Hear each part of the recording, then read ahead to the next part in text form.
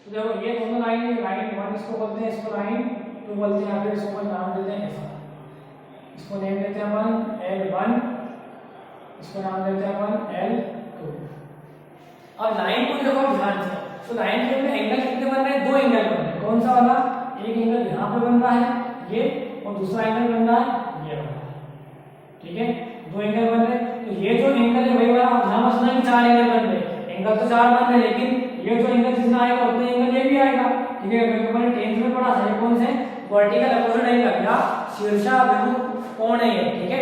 तो ये जो एंगल आएगा वही एंगल ये भी आएगा, ये इसकी जितनी वैल्यू आएगी कितनी एंगल की, इसकी उतनी आएगी, लेकिन 4 एंगल अपने कोई हो ना, ठीक है। तो ये थीटा है और इसको बोलते हैं अपन फाई, ठीक है, इसको बोलते हैं अपन थीटा बोलते हैं, इसको बोलते हैं अपन क्या फाई बोलते हैं ऐसा। अब क्या होगा, आपको दो एंगल के बीच की, दो लाइनों के बीच का एंगल पता करना है, ठीक है। दो लाइनों के बीच का एंगल पता करने के लिए जो फॉर्मूला है मैं आपको लिखवा देता हूँ, ठीक है। इसका खूब सिंपल सा एक फॉर्मूला देकर रखा है, फॉर्मूला देकर रखा है कि m = 10, ठीक है, m = 10। देखो इसका फॉर्मूला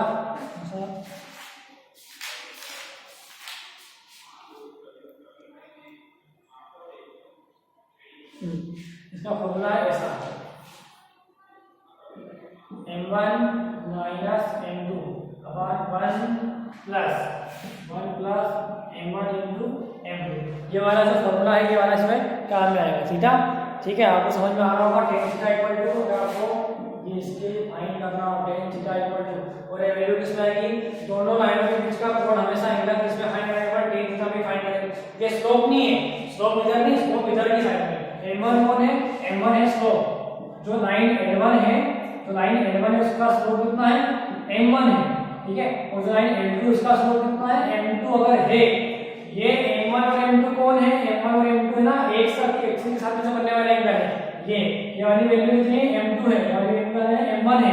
अपन को ये वाला एंगल फाइंड करना है, लाइनों के बीच का एंगल फाइंड करना है, ठीक है। और गिवन क्या है, आपको गिवन में है ये लाइन का एक्सिस का एंगल और दोनों लाइनों का स्लोप देकर रखा है।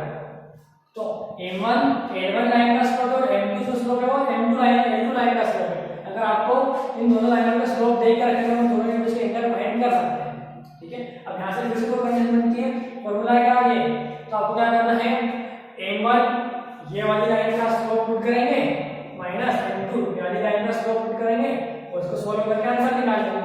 अब यहाँ से कभी कभी क्या होगा, अगर tan थीटा = क्या आ जाता है, 0 से 90 के बीच में, 0 से 90 के बीच में, तो अगर 0 से 90 के बीच में आता है तो 0 से 90 के बीच में कौन सा वाला एंगल है, ये वाला एंगल है थीटा जिसको अपन बोलते हैं, ठीक है। तो थीटा की वैल्यू ऐसे आएगी 0 से 90 के बीच में, क्योंकि ये न्यून कोण है, ठीक है। ये जो एंगल बनेगा 90 से छोटा बनता दिख रहा है आपको, तो दो लाइनों के बीच में एंगल हमेशा कैसा बनेगा, एक 90 से छोटा, एक 90 से बड़ा बनता दिखेगा। जो छोटा वाला है वो कैसा मिलेगा, अगर tan थीटा का मान जो tan थीटा की वैल्यू आएगी वो पॉजिटिव आती है, ठीक है। तो ये जो थीटा मिलेगा अपन तो क्या मिलेगा, थीटा मिलेगा, जो कि अपन इसको फाई मिलेगा तो फाई मिलेगा, मतलब आपको छोटे वाला एंगल मिलेगा यहाँ से। अगर मान लो कि अपन tan थीटा का फाइंड करते हैं और नेगेटिव आंसर आता है इसका मतलब क्या है कि जो थीटा है वो क्या है, 90 से छोटा है और 0 से बड़ा है पॉजिटिव में, लेकिन अगर ये बड़ा है तो थीटा का है 90 से बड़ा है और 180 से छोटा है, ठीक है। आपको यहाँ पे ध्यान रखना है, ये tan थीटा करके अपने इस वैल्यू फाइंड करेंगे, ठीक है।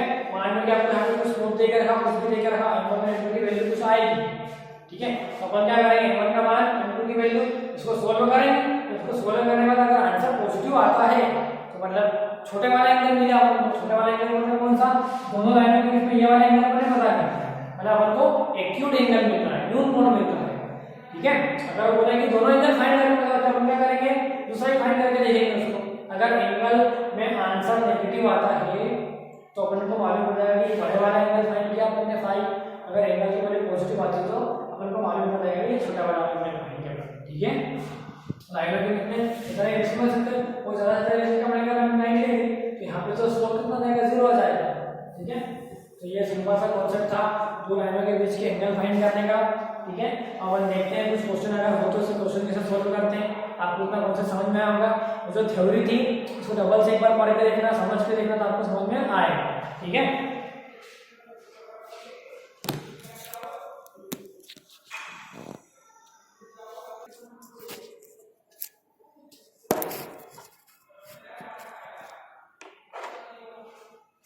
अब देखो कुछ क्वेश्चन अपन देखते हैं, ठीक है।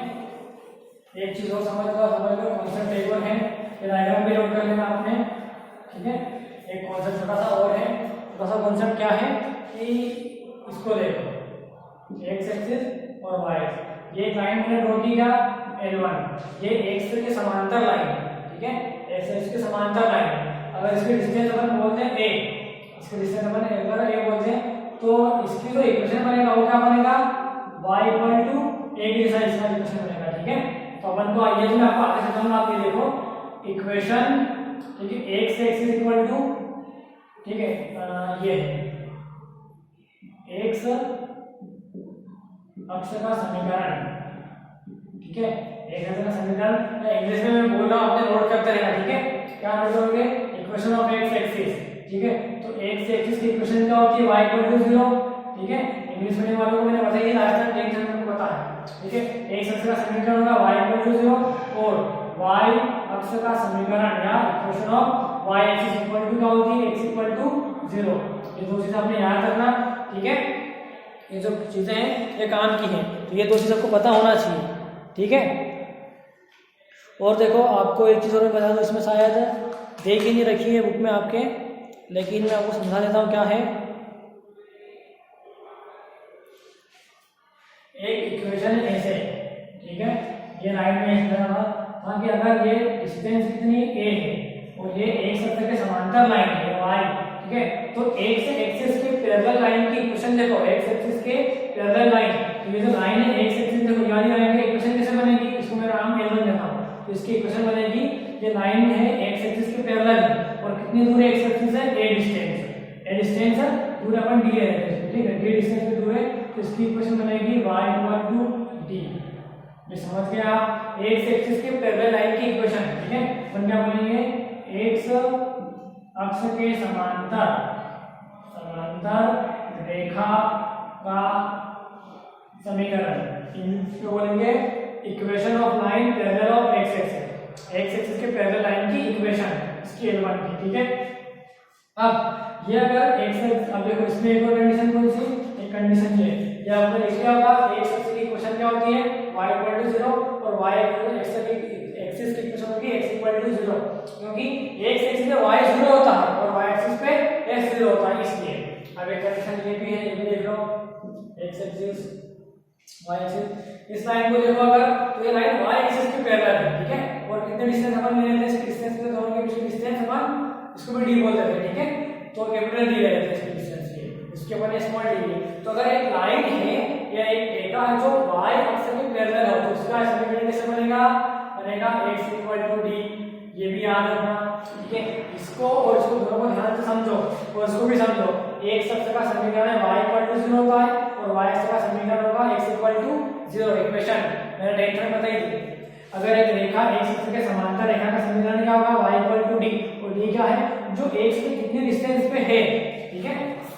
और इसे देखो x इक्वल टू d होता है, यहाँ पे d वाला लेकर रखा हमने, इसका समझ लो, अगर मान लो ये 1 2 और 3 है, ऐसा 1 2 3, ये पॉइंट कौन सा आ गया 3, तो यहाँ से आगे आने की डिस्टेंस कितनी हो गई, 3 हो गई, तो इसका इक्वेशन क्या बन जाएगा, x इक्वल टू 3, और अपने कैसा लिख सकते हैं इसको, x माइनस 3 इक्वल टू 0, ये बन गई नहीं इक्वेशन, ऐसा बना सकते हैं। इसको भी समझ लो, मान लो कि यहाँ पे पॉइंट क्या है 4 है, तो यहाँ पे 0 0 यहाँ पे 4, तो d की डिस्टेंस कितनी हो जाएगी, ये वाली 4 जाएगी डिस्टेंस, अपन क्या लिखेंगे y इक्वल टू 4 या फिर y माइनस 4 इक्वल टू 0। एक क्वेश्चन में कैसे ऐसा क्वेश्चन अपन को मिलेंगे आगे, ठीक है, तो अपन को क्वेश्चन को ऐसे सॉल्व करना है। अब ये भी आज नोट कर लो कॉन्सेप्ट को, ठीक है, ये भी एक कॉन्सेप्ट है, आपको समझ में आ रहा होगा, ठीक है, वैसे थ्योरी है, इसको नोट कर लेना आपने, एक चीज सुन लेंगे। अब जब इसको दिखा देते हैं अपन,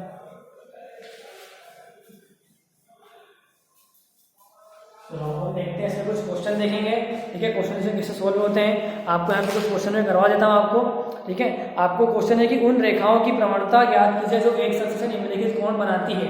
आपको क्वेश्चन दिखा रखा है, यहाँ पे क्वेश्चन ऐसा है कि एंगल विथ एक्स एक्सिस, तो नीचे क्या गिवन है 30 डिग्री, एक क्वेश्चन देकर रखा है 60 डिग्री, क्या देकर रखा है, हाँ, और एक 90 देकर रखा है और एक 135 भी देकर रखा है। इससे 4 क्वेश्चन पूछा होगा है प्रश्न कि ये जो है ना एक सिस्टम में कोण बन रहे हैं, इस तरीके के कोण बन रहे हैं, तो उन रेखाओं की क्या ज्ञात करना है अपन को, प्रवणता ज्ञात करना है, स्लोप ऑफ लाइन फाइंड करना है, उनके थीटा की वैल्यू दे करके अपन स्लोप फाइंड करते हैं। पहला वाला सोल्व करेंगे, कैसे करेंगे, थीटा इज इक्वल टू कितना देकर के आपको 30 डिग्री, तो स्लोप का फॉर्मूला क्या होता है, slope m is equal to tan theta होता है, तो अपन m इक्वल टू क्या कर लेंगे tan 30 डिग्री, अब tan 30 डिग्री की वैल्यू कितनी होती है 1/√3, ये आ गया स्लोप की वैल्यू 1/√3। ठीक है, तो अपन को स्लोप ऐसे फाइंड करना है।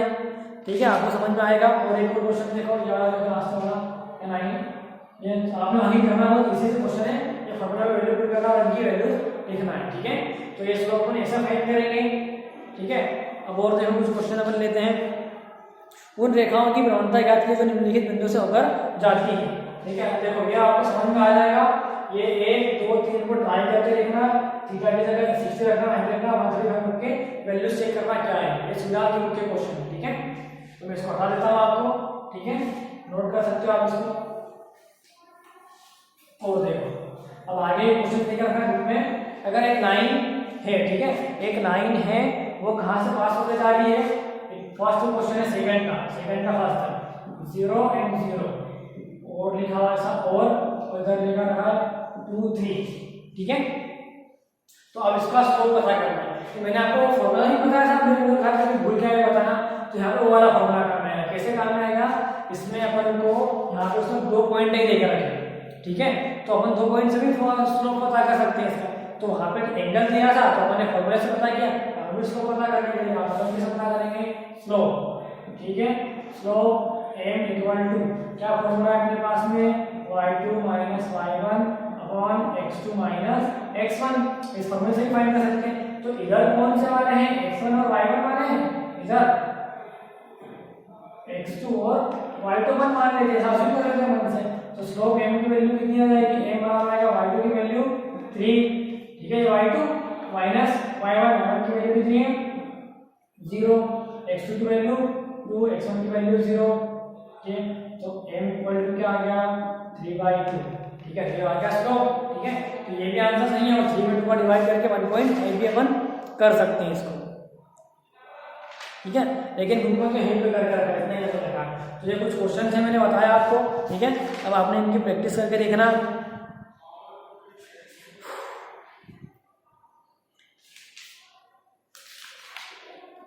चलो, तो अब और देखना आपने इनको ट्राई करके, अगर आपके बुक में कुछ क्वेश्चन मिले, या एक क्वेश्चन में आपको करवा देता हूँ।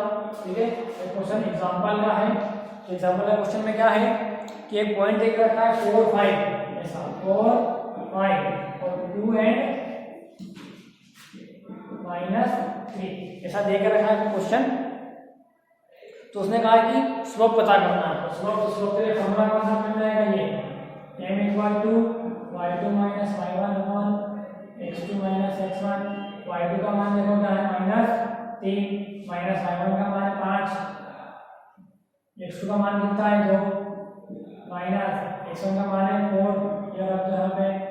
ठीक है, तो ये माइनस के 8 और माइनस के 2 बन जाएंगे। ठीक है, माइनस से माइनस कैंसिल किया गया 4। इस टाइप से आपको चेक करना है, क्वेश्चन को सोल्व करके देखना। ठीक है,